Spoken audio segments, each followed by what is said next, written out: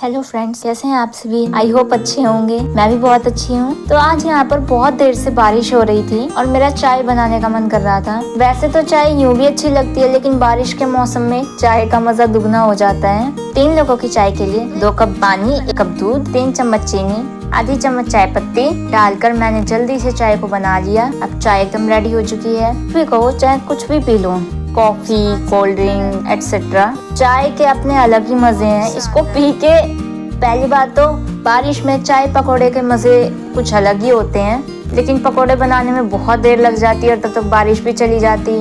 तो मैंने सोचा कि सिर्फ चाय से काम चला लिया जाए, पकौड़े कभी और बनाऊंगी। और फिर हम लोगों ने चाय पीने का बहुत ही मजा लिया। एकदम कड़क मसालेदार अदरक वाली चाय। बारिश में तो बहुत मजे आते हैं, लेकिन बारिश के बाद जो घर की हालत हो जाती है उसे संभालने में मजे नहीं आते।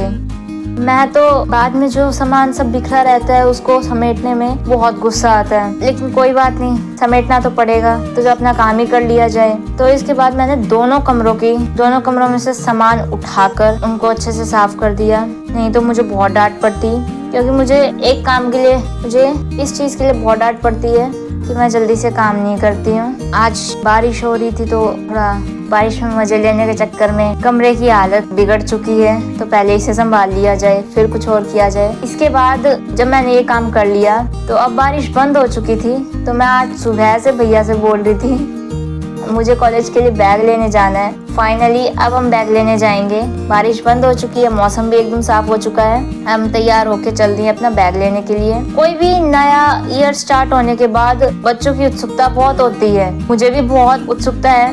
मैं अब नया बैग लेके आऊंगी, फिर कॉलेज में मेरा फर्स्ट ईयर है, तो बैग लेने जा रही हूँ। चैनल को सब्सक्राइब करना, बेल आइकन प्रेस करना ना भूलें। अगली वीडियो में आपके साथ अपना स्टडी रूटीन डिस्कस करूंगी, मतलब मैं कितने टाइम पढ़ती हूँ, कितना टाइम नहीं पढ़ती हूँ। तो चलिए इसी के साथ आगे बढ़ते हैं। तो हम लोग गए थे वर्धमान की शॉप पे।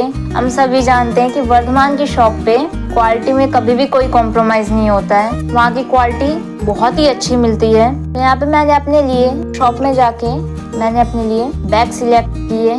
भैया ने बहुत सारे बैग दिखाए थे, लेकिन अब मुझे तो चूज करना आता नहीं है। चूज करना आता, लेकिन मुझे ये नहीं समझ में आता कि मैं क्या खरीदूं और क्या ना खरीदूं। तो उन्होंने मेरे लिए बैग खरीदा। तो ये वाला बैग एकदम फिट बैठता है, यही बैग हमने खरीदा था। अब इसका कलर भी बहुत अच्छा है, ब्राउन कलर का बैग है और क्वालिटी भी बहुत बढ़िया है इसकी। वर्धमान की शॉप पे चले गए हैं तो फिर क्वालिटी से तो क्या ही कॉम्प्रोमाइज करना। हम अपना बैग लेके वापस घर की तरफ चल दिए हैं। सबसे आलस का काम ये लगता है जब खुद का सामान ले लिया हो फिर कोई और काम करना। जब हम यहाँ से बैग लेके आ गए हैं तो मम्मी ने कहा जाते जाते घर की तरफ सब्जियां भी खरीद ली जाए। इसमें सबसे आलस लगता है कि अब अपना काम तो हो गया, अब वहाँ पे रुक के खड़े रहो, सब्जियां खरीदो, है ना। मुझे बहुत आलस आता है और किसी का पता नहीं, बट मुझे बहुत आलस आता है वहाँ पर खड़े खड़े। वैसे इस काम को हम इंटरेस्टिंग भी बना सकते हैं। सब्जियां लेना, खरीदना, उसमें कैसे खरीदा जाता है, कैसे देखी जाती हैं, वो सीख सकते हैं। लेकिन अब अपने बैग की एक्साइटमेंट में तो कहाँ ये सब चीजें ध्यान रहती हैं। तो वही, अब जब हम वहाँ से आ गए थे तो मेरा तो मैगी खाने का बहुत मन था। मैंने भैया को बोला चलो मैगी लेके आते हैं। मैगी लानी है तो बनानी तो मुझे ही पड़ेगी अब।